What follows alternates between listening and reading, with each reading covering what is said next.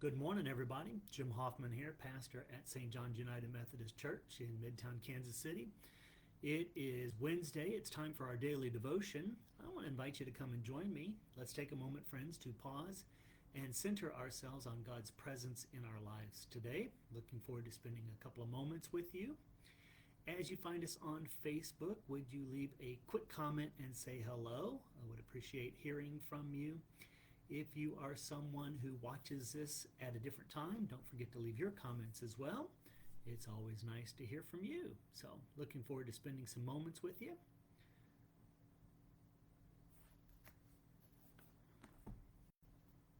Gonna get my tools. I really did not, honestly, friends, I did not pay attention to the cover of the Upper Room Devotion. Show you a picture of it real quick. You can see it. There you go. Jesus and Pilate. And I can imagine this is the scene where Pilate says, "I find no guilt in this man." And the people are yelling back, "Crucify him, crucify him." You can just see it kind of on their faces. It's a unique image in that moment.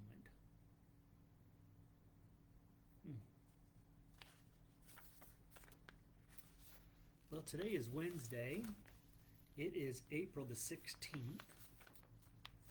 It is the Wednesday before we start into the holy days of Maundy, Thursday, Good Friday, Holy Saturday, and then off to Easter Sunday. So I'm glad you're with me today. Hi, Barbara. Hi, Chris. Great to see the two of you. Thanks for being here.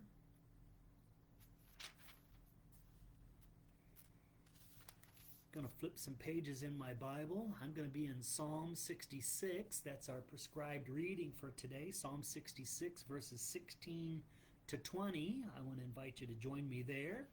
The Upper Room devotion is for today, April the 16th. That's found on page 58. Hi, Susan. Good morning to you. Don't forget, it is also, since it is a Wednesday, they have study questions in the Upper Room. So if you'd like to go just a little bit deeper in your devotion, you are more than welcome when we finish to take an opportunity to read through those study questions and reflect upon those. They're probably a lot better than the questions I have in my daily in my sermon devotion that we add on the Going Deeper. So, Psalm 66, verses 16 to 20. Psalm 66, verses 16 through 20.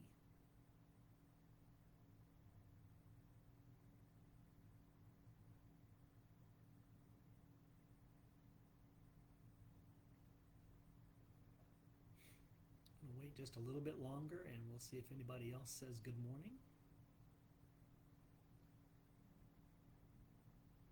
Might be a couple other folks that'll just kind of join us, pop on here.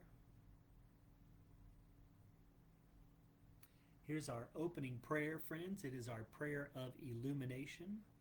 O God, by your spoken word, you created everything that is. By your incarnate word, you redeemed us. By your comforting word, you are with us still. So prepare us now to hear your word to us this day. Amen. As I said, our reading is from Psalm 66.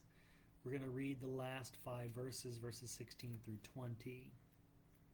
Come and hear, all you who fear God, and I will tell you what he has done for me. I cried aloud to him, and he was extolled with my tongue.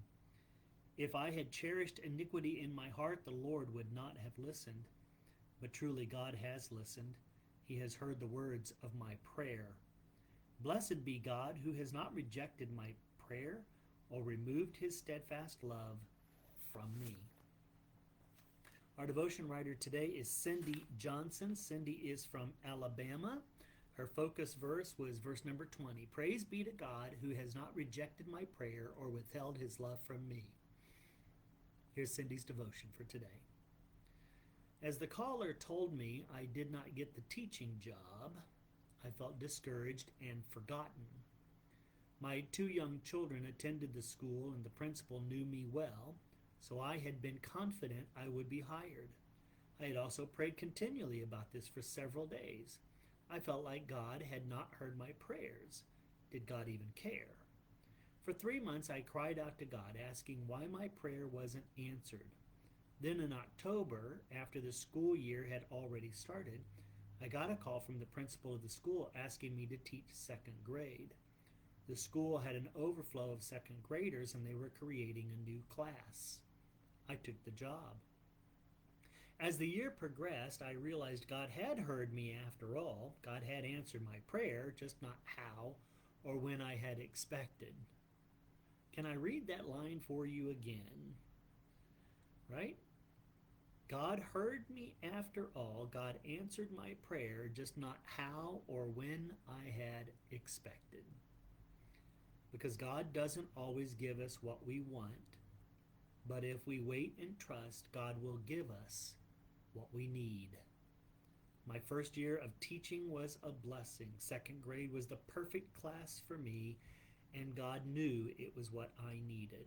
Since then, I have learned to listen, trust, and wait on God's answers. So the thought for the day is God answers my prayers, though sometimes in unexpected ways. Now, I think we are people who find ourselves in kind of a mixed theological bag of nuts on all of this kind of thing, right? How much of our individual lives does God really control? How much of our individual lives is God actively involved in? The words out of Jeremiah, I have plans for you, right? Saith the Lord. And in a lot of our language, predominantly in some of our more evangelical culture, there is the notion that God is in control, even that God is in control of everything, all things, which makes it a little curious because God's not in control. God's not in control of everything or all things because God's not in control of each one of us. We get to make our own little independent decisions. That's what free will is all about. So we're basically saying that God is in control of everything external to the individual, to us individual humans. God's in control of everything else, which means that God can be in control of weather. God can be in control of death. God can be in control of life. God can be in control of all kinds of different things, right? But the issue with that is do we really want God to be in control? Because if a little young child dies, do we call that necessarily God's will? If someone experiences a tragic accident, do we say that that's God's will? That God was in control of that? That God caused, a major fender bender where you were injured, a plane crash where hundreds of people died, or even nature? Do we think that God's in control of tornadoes, just whipping them up and deciding, oh, this little town over here is the one I'm going to destroy with my tornado, or a hurricane? I'm going to take it right up through, and I think the people of Western North Carolina have been pretty bad, so boom, we're just going to...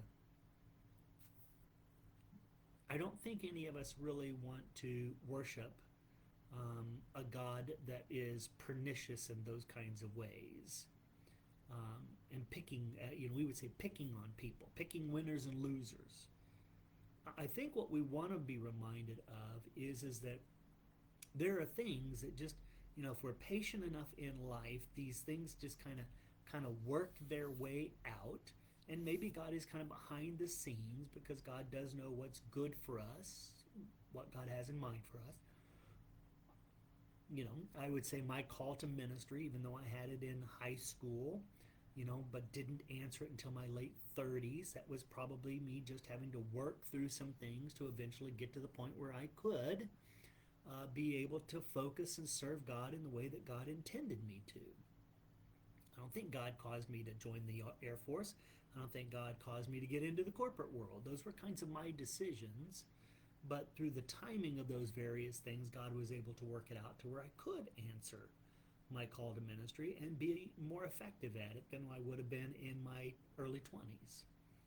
I think that's kind of the way things work in the world, and the way in which God is working in the world is God knows what we're going to become, who we're going to be, and so God may work out things in a way in which we'll be able to do things in God's name and in God's ways in a more effective means.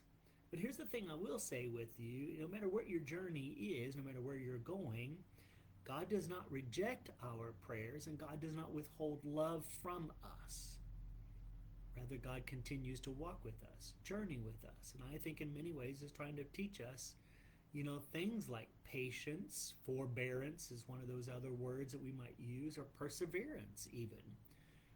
And that we will eventually come to the place where God has destined us and designed us to be. It's just, are we willing to take the journey? And are we willing to take that journey in faith? So sometimes God answers our prayers, though sometimes it's in really unexpected ways, as Cindy says. So let's take a moment to pause and pray, friends. So God, thank you for listening to and answering our prayers. We know you know what we need before we even utter a word. You love us. We know that you want us to prosper. So help us to trust in you always. Amen. Well, thanks, friends, for being here. By the way, good morning, Linda. Great to see you. Good morning, Debbie. Glad you are all here today. It was a joy to be with you. Thanks for being here. For those of you that watch this later on, don't forget, leave your quick comments and say hello. I would appreciate hearing from you.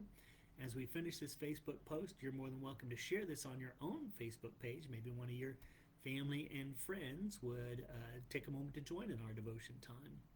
And then don't forget to pause and pray for one another. I'm praying for you. I hope you'll take a moment to also pray for me. Come back and join us tomorrow for our devotion time. Look forward to spending a few moments with you again each day. Love spending this time with you, so thanks for being here. I am praying God's rich grace and peace be upon you the rest of this Wednesday. Don't forget, we have Monday, Thursday services tomorrow night, 7 o'clock in the chapel. Good Friday service on Friday evening, 7 o'clock as well, also in the chapel. And then Easter Sunday morning, 8:30 in the chapel, 10:45 in the sanctuary, and our 10:45 service will be live streamed as well. So I hope I will see many of you face to face during our Holy Week services. Otherwise, thanks for being here today, friends. Peace be with you. See you soon.